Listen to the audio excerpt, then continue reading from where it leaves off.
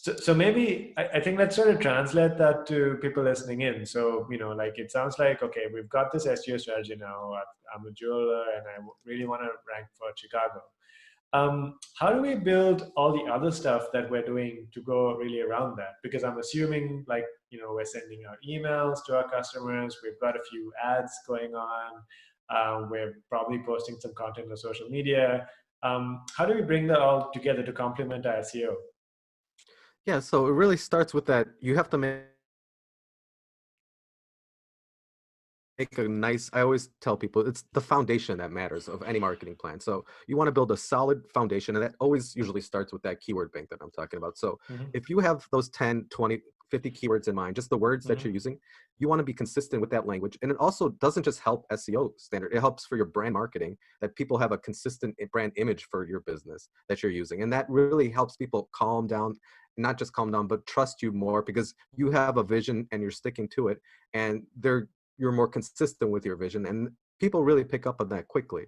So having that foundation of that keyword bank is, I would say, paramount to anyone that doesn't have that and is trying marketing. It's kind of like a shotgun effect. You don't really know what's effective or not because you're not judging on anything basically. So it's really, you Right. have to be like a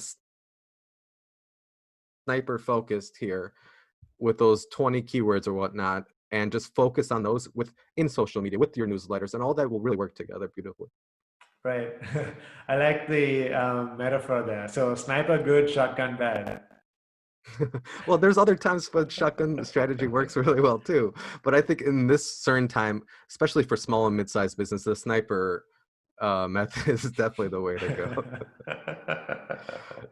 No, but I think that makes sense, right? Essentially, it's like the smaller you are, the more important it is to focus. Like Coca-Cola can spend millions and millions of dollars on just branding billboards.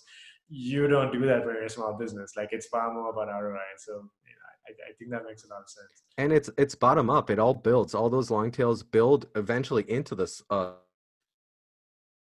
small short tail keywords. Like that all builds into a snowball effect where eventually you might become, within 10 years or 20 years, that Coca-Cola in your niche too, because you're building all that information, you're building trust, you're building authority. Yeah. Yeah, go for it. Like I'll take Pepsi too. I'll be Pepsi too. yeah, just to be a little fair. Yeah, okay. So hopefully people are already doing some version of this, right? Because essentially what we're saying is like have a strategy. It doesn't matter what Yeah. it is, but just have a strategy. And one of the things I've heard is that yes, this pandemic has been obviously it's disrupted so much. It's such a huge change. It's like unprecedented shock to the system. But leaving aside the businesses that are directly affected by, for instance, travel and things like this, where it doesn't matter how good you were, no one wants to travel right now. I think most businesses are affected by how well run they were from a marketing standpoint before the pandemic started, right? Because Hmm. you were talking about inbound, and inbound, like you said, it's not something you do today and it starts coming like giving you fruits tomorrow. Like maybe the people who were investing inbound a year ago are going to be doing slightly okay-ish. I don't want to say they're doing well because the traffic from SEO has not dried up, whereas someone who wasn't thinking about it too much is probably like paying a pretty heavy price right No, you're totally right. And that's what I was mentioning before. Everyone is going to be focused on this SEO and what you can do within your organization. So if you're not focused at all on SEO, or you're not focused at all on improving your own processes within, you are going to get past leaps and bounds by everyone else that's hyper focused on this right now. And like, take example for like Katsi here, for example, again, like when I came on, I started SEO right away, and now.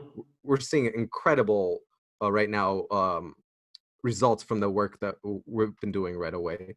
And that's because we had a unique problem where it was hard.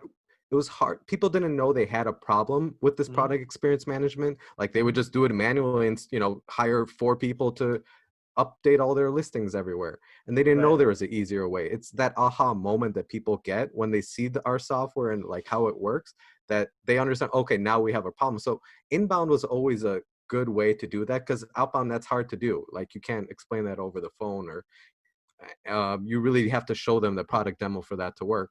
But so it's really hard to know where your business is and where your business is going in the future. You really have to adapt right now in these times, especially.